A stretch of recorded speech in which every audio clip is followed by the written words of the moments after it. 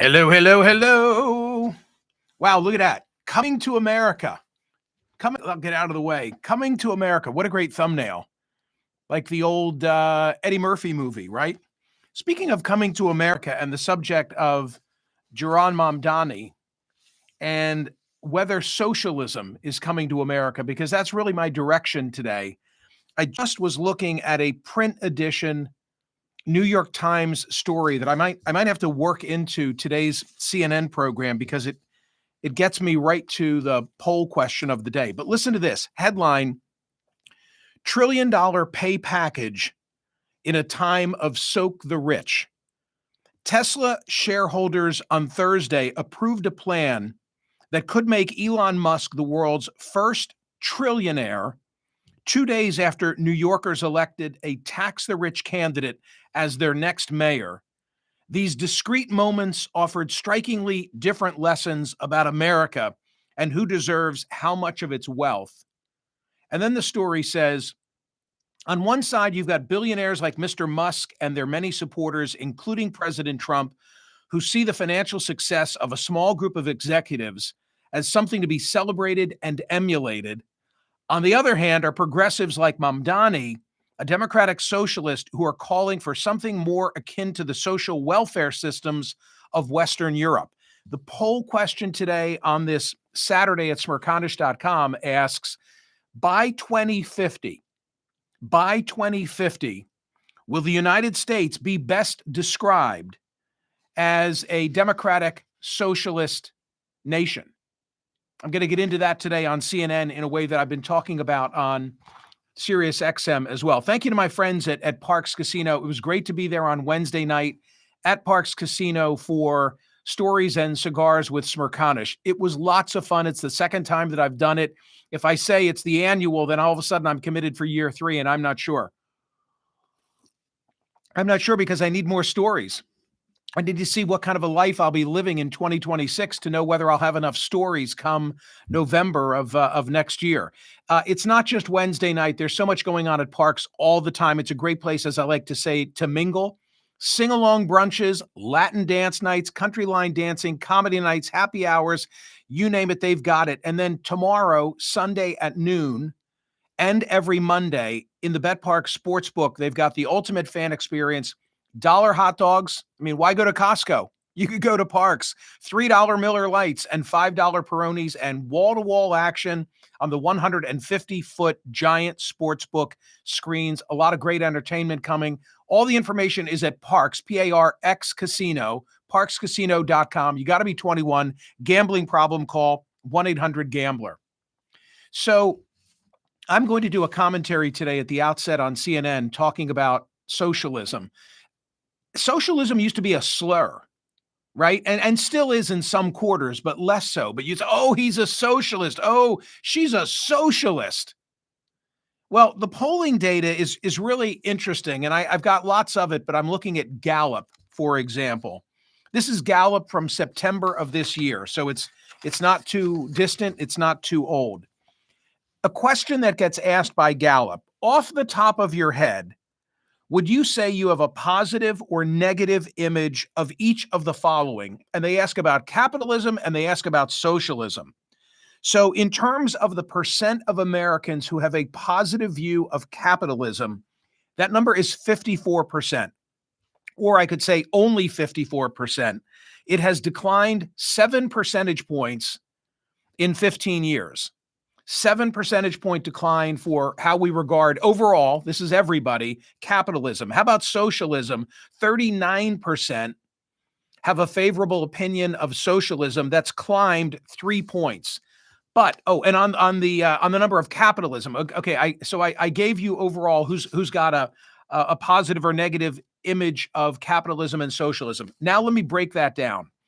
If I break down by political party, capitalism, the percent who have a positive view of capitalism among Republicans, what would you guess? Percentage of Republicans favorably disposed toward capitalism, 74%. Percentage of independents favorably disposed toward capitalism, 51%. Percentage of Democrats favorably disposed toward capitalism below 50%, it's at 42. Okay, 42%. So now let me go to the favorably disposed toward socialism and keep it apples to apples. Percentage of Republicans favorably disposed toward socialism, 14%. No surprise, right? 14. In fact, I'm kind of, it's kind of like asking how many Democrats have a positive impression of Donald Trump. And when you see 2%, you're like, wow, who are the 2%? What percentage of independents are favorably disposed towards socialism? 38%. What percentage of Democrats are favorably disposed towards socialism? 66%, 2/3. So Democrats are increasingly, beyond Zohran Mamdani, Democrats are increasingly owning socialism. And when you stop and think about the United States and the way in which we are governed, there are already a lot of socialist policies, practices, aspects to our government. I mean, how far really are we from the socialism, the democratic socialism, or the democratic or the social democracies of Europe, in particular Scandinavia? That's where I'm going today with my commentary on CNN, and I'm asking all of you in the poll question today, how far away really are we from some of the things that Zohran Mamdani is speaking of, and can you sell it in Middle America? So I'm going to talk about the election returns from that angle and paint a sort of a dichotomy between Abigail Spanberger winning in Virginia and Mikey Sherrill winning in New Jersey versus Zohran Mamdani and him winning in New York City. I'll go through some of the data. And by the way, the data that I shared with you about capitalism, here's what I wanted to say. I told you already that only 42% of Democrats view capitalism positively. How about Democrats under 50? This is a really important part of this conversation because it speaks to my whole poll question today is what's going to happen in the future? Well, to know what's going to happen in the future, among other things, you need to know the position of younger Americans. Only 31% of Democrats under 50, not even a third, slightly below a third, only 31% of Democrats under 50 have a favorable disposition toward capitalism. And why is that the case? Well, now I go back to the story that I just clipped from the Times today saying that Elon Musk is about to become the first trillionaire on the planet. And, that comes at a time of great income inequality. So I also wanted to highlight that here in the United States, we've got lots of things that already could be characterized as socialism. Social Security, Medicare, Medicaid, they are social insurance programs run by the government. How about our public schools? How about our postal service? How about our police? How about our fire? How about our national defense? All publicly funded and managed by government, right?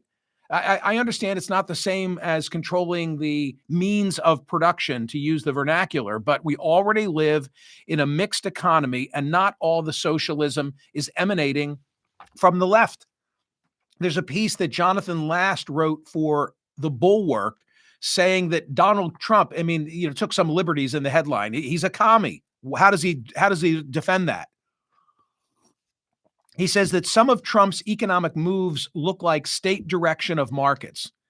From a golden share in U.S. steel to imposing a 15% government take on certain chip sales to China, to the government taking equity stakes in strategic companies. The point, quote, there's plenty of socialist policy on the right too. Why is it so hard for people to just say out loud what is obvious? Donald Trump is a socialist who is trying to make the American economy function more like communist China.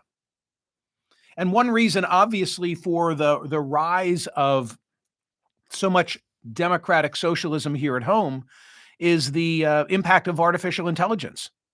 Think of those recent headlines. Amazon replacing 600 human worker roles with robots in the short term, UPS cutting back 40,000 in management jobs. Every day you see a different headline talking about job loss, growing income inequality, hence the Musk story, which obviously is the most extreme example. I think it sets up a receptiveness, particularly from struggling younger Americans, a receptiveness toward socialism that their grandparents could never have envisioned, in the time of the Cold War. So that's why I'm asking whether by 2050 you could best regard the United States, properly describe the United States as being democratic socialist. Frank Luntz was a great radio guest. He'll be a terrific TV guest talking about whether you could ever sell middle America on democratic socialism. So I'll be doing that with him today. Cast your ballot on that question. I was going to ask a question similar to Gallup of how individual respondents view capitalism or view socialism, but I instead went in a different direction because I want everybody in on this, and instead it's predictive. Where are we headed as a country? Or as you can see the thumbnail behind me, the slide behind me, is this all coming to America? And instinctively you might say no, but when you look at the data that I've just summarized for you, and then when you consider some of the recent headlines, maybe it happens. Maybe it happens. Maybe it happens and we never call it socialism. We never call it democratic socialism because to so many among us, the first vision that is conjured up is the Soviet Union and Fidel Castro. But we learned from our guest, Professor Lieberman, this week on radio from Johns Hopkins, there are a lot of different gradations of what exactly is authoritarian socialism versus democratic socialism versus communism versus capitalism. And there's a lot of nuance involved. So anyway, hope you like it. I love it. I think it's a great, great poll question. I don't think by 2050, in my own answer, I don't think by 2050 there's an embrace of democratic socialism where we call ourselves democratic socialists. I don't think that happens, but I think that more and more, especially with income inequality and the implications of artificial intelligence, we are headed in that direction. No doubt in my mind. No doubt in my mind. Please make sure you're a subscriber here on my YouTube channel. I assume you are if you're watching me right now, but maybe not. Maybe you just tune in and watch and are not a subscriber. Please subscribe.